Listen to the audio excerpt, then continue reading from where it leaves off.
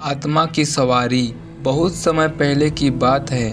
फैजाबाद जिले के railway station में कई सारे ऑटो ड्राइवर खड़े थे। सभी सवारी आते ही एक एक करके उन्हें बैठाते और चले जाते थे। जैसे ही रात ज़्यादा होने लगी, ज़्यादातर ड्राइवर अपने घर को चले गए। उसी रात दुर्गेश ऑटो ड्राइवर भी घाट रेलवे स्टेशन पर था। वह भी दूसरों ड्राइवरों की तरह घर जाने ही वाला था। तभी उसे याद आया कि एक पैसेंजर ट्रेन आने वाली है। दुर्गेश और 3-4 ऑटो ड्राइवर उसी पैसेंजर ट्रेन के इंतजार में रुक गए। तभी जोर जोर से बारिश होने लगी। रात तो हो गई थी, लेकिन बादलों की वजह से चांद की रोशनी भी नजर नहीं आ रही थी। बादल गरजते और बिजली चमकती तो कुछ उजाला नजर आता, वरना अमावस्या से भी ज्यादा काली रात हो गई थी। कुछ ही देर में पैसेंजर ट्रेन आई।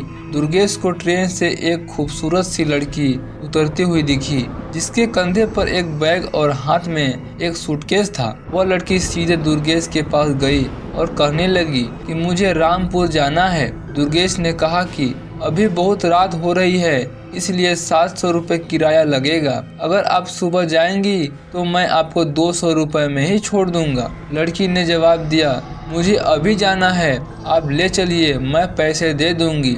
दुर्गेश ने कहा, मैडम आप पहले पैसे दे दीजिए, मैं आपको सही सलामत घर तक छोड़ दूंगा। लड़की बोली, अभी मेरे पास सिर्फ 300 रुपये हैं, आप यह रख लीजिए, घर पहुंचते ही आपको बचे हुए 400 रुपये दे दूंगी। इतना सुनते ही दुर्गेश ने कहा, ठीक है मैडम, आप ऑटो में बैठ जाइए। कुछ ही देर में दुर्गेश ने उस लड़की को उसके घर के पहुंचा दिया। वह लड़की ऑटो से उतरी और घर के अंदर चली गई।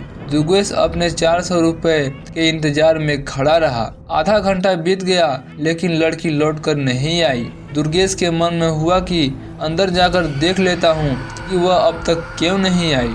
उसने घर की घंटी बजाई और जोर जोर से आवाज लगाने लगा। तभी एक बुढ़िया ने घर का दरवाजा खोला। दुर्गेश ने उससे कहा कि मैडम यहाँ ऑटो से आई थी, उन्होंने मेरे 400 रुपये देने हैं, वो अब तक पैसे लेकर बाहर क्यों नहीं आई। बुढ़िया ने हैरानी से पूछा, कौन मैडम? यहाँ तो मैं और मेरे पति के अलावा और कोई नहीं रहता। हाँ, मेरी बेटी पहले रहती थी, लेकिन वह 5 सालों से यहाँ नहीं रहती है। दुर्गेश बोलने लगा, क्यों, अब वह कहाँ रहती है? मैंने शायद आपकी ही बेटी को यहाँ तक छोड़ा है, आप एक बार अच्छे से देखिए। बातों ही बातों में दुर्गेश की नज़र सामने वाली दीवार पर गई। वहाँ उसी लड़की की तस्वीर टंगी हुई थी, जिसे वह ऑटो में बैठाकर लाया था। दुर्गेश ने बुढ़िया से पूछा, वह दीवार पर जिसकी तस्वीर लगी है वही आपकी बेटी है? क्वेश्चन में मार्क लगाते हुए पूछता है।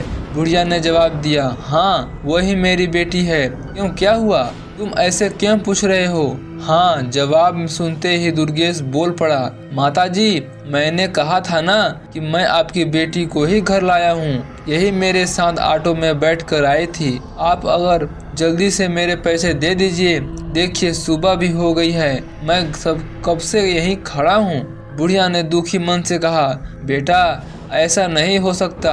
हाँ, यह मेरी बेटी है, लेकिन 5 साल पहले यह ट्रेन के नीचे आकर मर चुकी है, इसे तुम कैसे घर ला सकते हो? यह सुनते ही दुर्गेश के होश उड़ गए। वह तेजी से वहां से भागा। जैसे ही वह ऑटो के पास पहुंचा तो देखा कि उसकी सीट में 400 रुपये रखे हुए थे।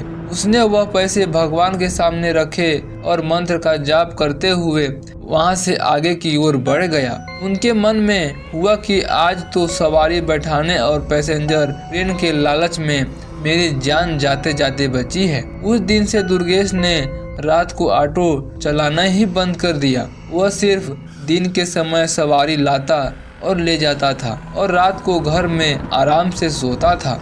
कहानी से सीख, दिन में काम करने के साथ ही रात को आराम करना भी उतना ही ज़रूरी होता है जितना कि ज़्यादा लालच भारी पड़ सकता है।